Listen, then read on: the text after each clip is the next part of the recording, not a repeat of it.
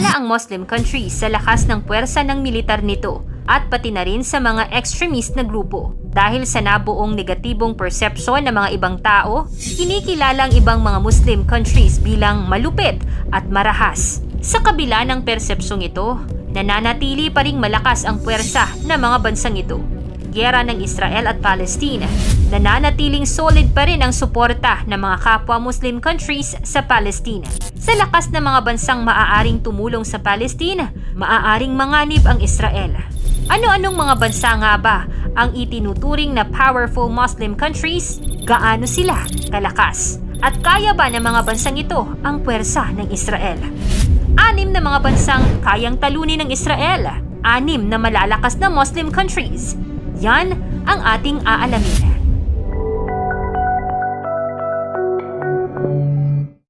Pang-6, Saudi Arabia. Pag sinabing Saudi Arabia, maiisip ng karamihan ng oil. Ito ay dahil sila ang may pinakamalaking oil export sa buong mundo. Ang bansang ito ang may pinakamalaking oil reserves, kaya naman malaki ang impluwensya ng oil production sa kanilang ekonomiya at sa buong mundo. Dahil sa yaman ng bansang ito, higit na binibigyang pansin nito ang pagpapalakas lalo ng kanilang lakas militar. Sila ang ikatlo sa mundo na may pinakamalaking nagagastos sa military investments sa halagang $68 billion. Ang Saudi Armed Forces ay may humigit kumulang na 1,050 na mga tangke, 3,800 na mga sasakyang pandigma, 700 na mga self-propelled artillery at halos 120 na multi-launch rocket system.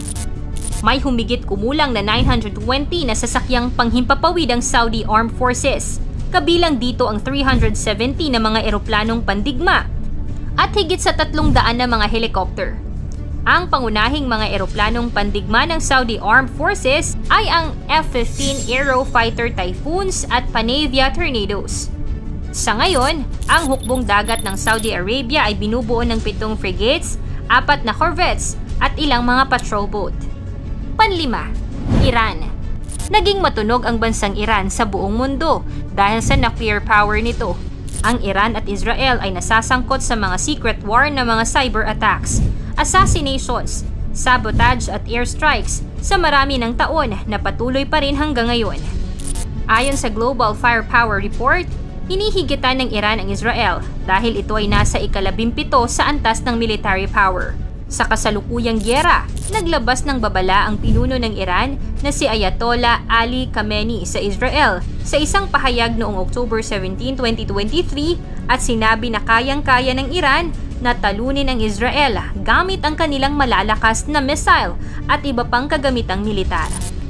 Ang Iranian Armed Forces ay may mahigit 520,000 na mga militar at 3,500 reserves.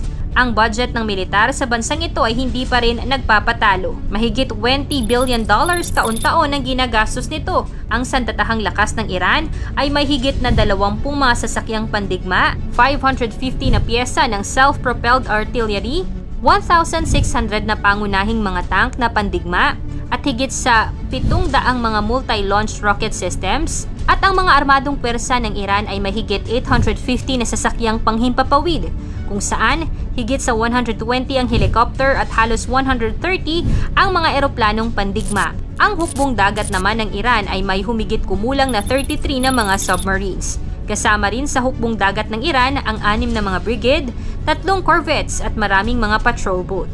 Pang-4, Indonesia. Indonesia ang may pinakamalaking populasyon ng mga Muslim sa buong mundo. Siya rin ay isa sa mga pinakamakapangyarihang bansa sa Asia pagdating sa diplomasya at militar. Ayon sa Global Firepower 2023, ang Indonesia ay ika-13 sa pinakamalakas na bansa na merong mahigit 400,000 na bilang ng mga aktibong militar.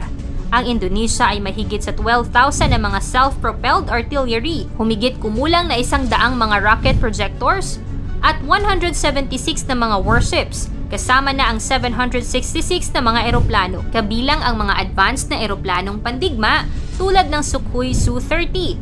Ang bansa rin ay may mga pandigmang barko at submarine na gamit ang modernong teknolohiya. Bagamat walang matinding tensyon sa pagitan ng Israel at Indonesia, kung sakali mang magkaroon ng digmaan, mas lamang na manalo ang Indonesia ayon sa mga eksperto. Pangatlo, Egypt. Ang Egyptian Armed Force ay kasalukuyang may hubigit kumulang 440,000 na aktibong mga miyembro ng militar at 480,000 reserve personnel. Ang nakalaang budget ng bansang ito para sa military ay humigit kumulang $11 billion. Ang Egyptian Armed Forces ngayon ay may mahigit na 3,800 main battle tanks, mahigit sa 60 mga armored fighter vehicles at halos 800 na self-propelled artillery at humigit kumulang na 1,000 na mga multi-launch rocket system. Ang hukbo ng Egypt ang isa sa pinakamalakas sa Middle East at Africa. Pangalawa, Pakistan.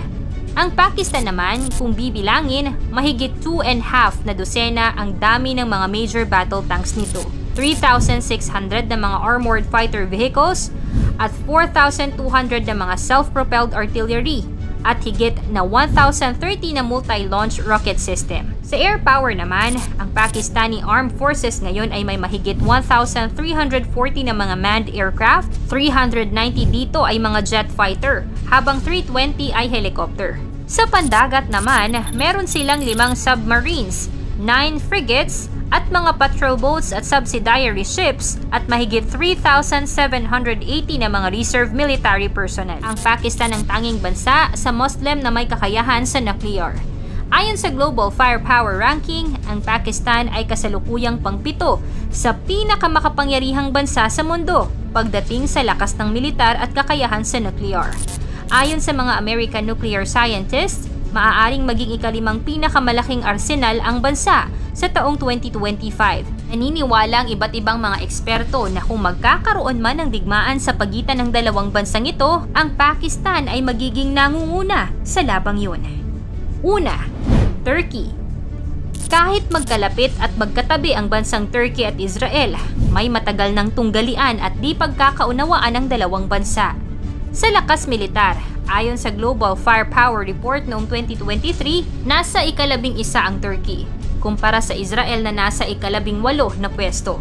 Ang Turkey ay kasapi sa NATO at North Atlantic Treaty Organization simula pa noong 1952 at ito ay kalawa sa may pinakamaraming army na may bilang na 425,000 active members.